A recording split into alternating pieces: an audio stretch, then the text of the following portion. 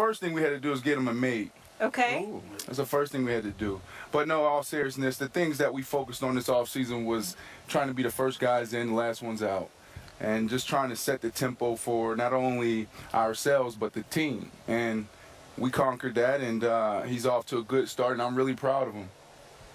Good. Why did you move in with him as opposed to just laying back in the cut? Because the quarterback position, even though Geno is going to be labeled the starter for now, it could change before week 1.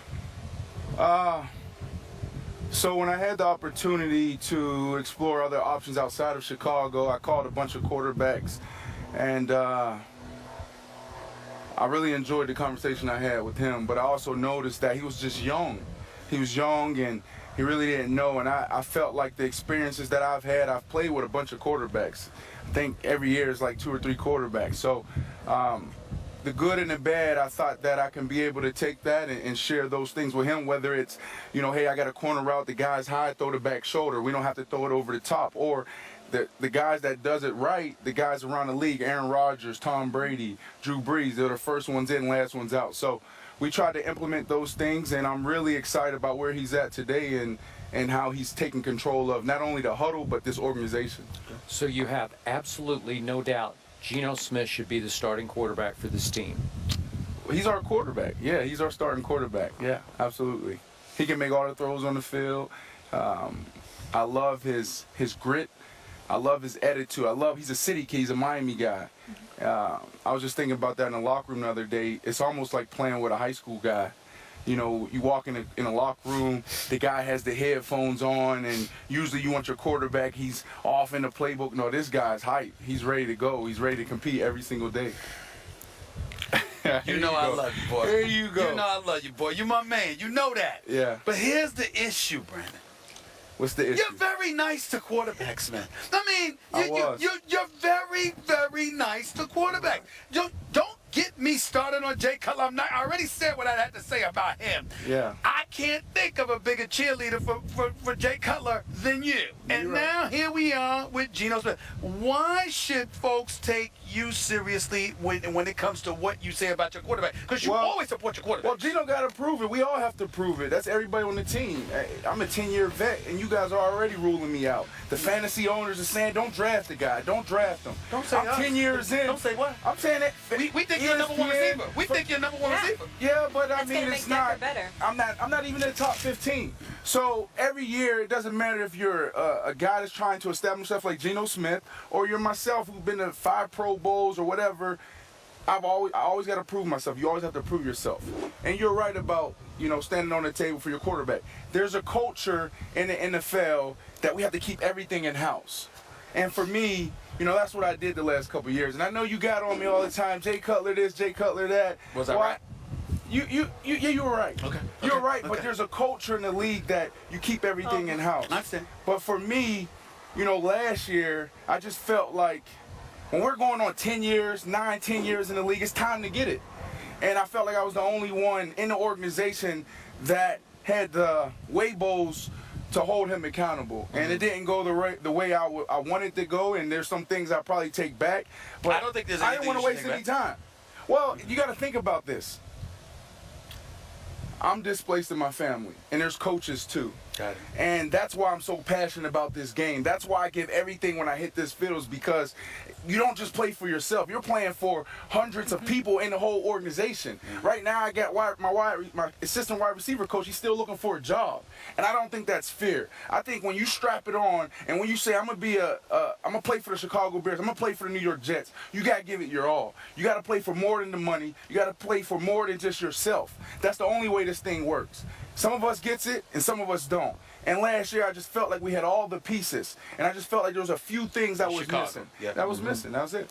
Okay, so it sounded Am I a like... little loud and intense right now? No, we're enjoying your passion. You sure, Molly? Yes, I'm fired up right now. All right. We're in no position to tell Ready you to see you you're go too loud. against Revis in practice. Okay. It sounded like near the end of the year last year in Chicago that you went at Jay Cutler, and he probably didn't respond very well to that because he wouldn't. Yeah. And you fell apart. I don't know if it ended your relationship. Maybe it did. But now that you step away from it and you have more objectivity, what is missing in that man's game?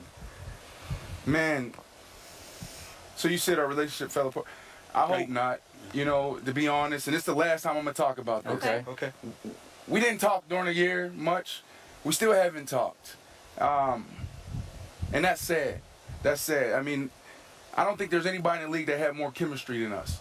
If you played 2-man and we had a slant route, I was going to run in the hole and he's going to find me. We saw the game the right way. We didn't even have to talk.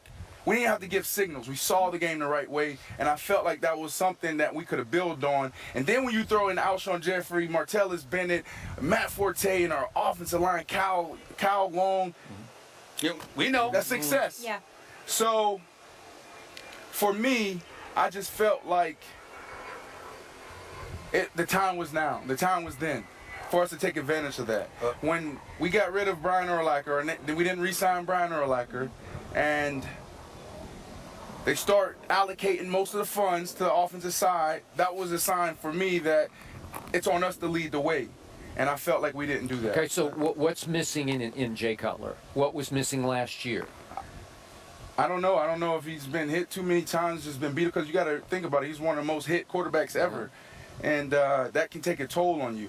So, I mean, I can't call it, but I just knew that, you know, we're getting older. I'm 31. He's 31, 32 years old. And like I told Alshon, the guys before the season, I said, look, when you start winning, because we thought we were going to win, when you start winning, they're going to start taking our coaches. They're going to start taking our players. Guys want more money. Guys get hurt, get taken away. And you don't know when that window is there and how big that window is. And I felt like our window was short because we were going to be good and our coaches were going to get taken away from us, and also guys in contract situations and injuries. So I wanted everybody to come together and try to take advantage of the opportunity. We didn't do it. I'm going to make this last statement. I'm going to have a question. I'm going to leave the floor to you.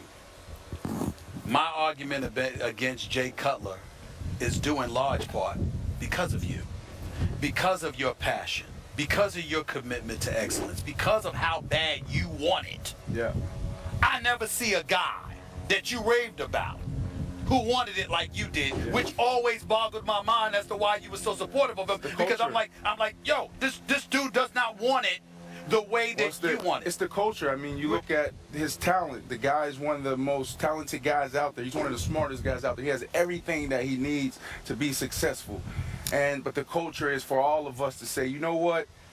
We got each other's back. So that is the culture. All right, that's fine. Because I wanted to get to the Jets. Okay. And what I want to say is this.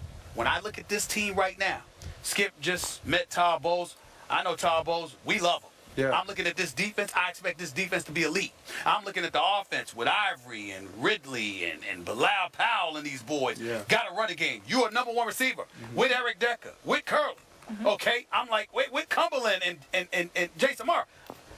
To me, the only question is the quarterback spot. So no, it's not just the quarterback. You guys got to understand, if we got G right protection on and the safety comes and I miss the hot and Geno gets hit or he throws it to where I'm supposed to be and it's an interception, that's not on Geno, but the fans see that's on us. Geno understands what he has to do. He gets that. And I want to assure everyone that this guy's doing everything he can, that he possibly can, to get it right. He's the first one and the last one out, and I'm proud of him.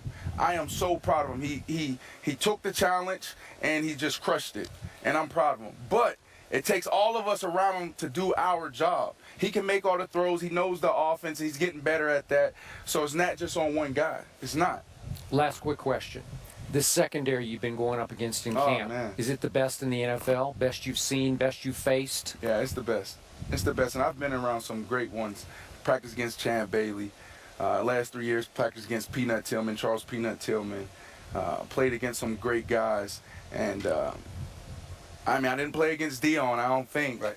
But Darrelle Revis is the best in the league. Ever. Ever. Ever. And now you put him together with Cromartie. People don't understand this about Cromartie. Cromartie is super smart. He knows what you're doing. If you're 3-by-1, he's backside. He knows, hey, you're probably going to run a 20-yard in cut or this. He's super smart. He's too smart at times. And now you put them together with coach and the defensive line. I think that if they continue to work hard as they're doing right now in practice and camp, the sky's the limit for those guys. Yeah, we got to go. Gotta go. Speaking Because of I had Revis, another question, but I was going to leave it at that. he's joining us next. Best of luck to you this season. I hope we hear Smith to Marshall quite a bit, and I love your passion for the game and for your Thank you. teammates, all the loyalty that you have there.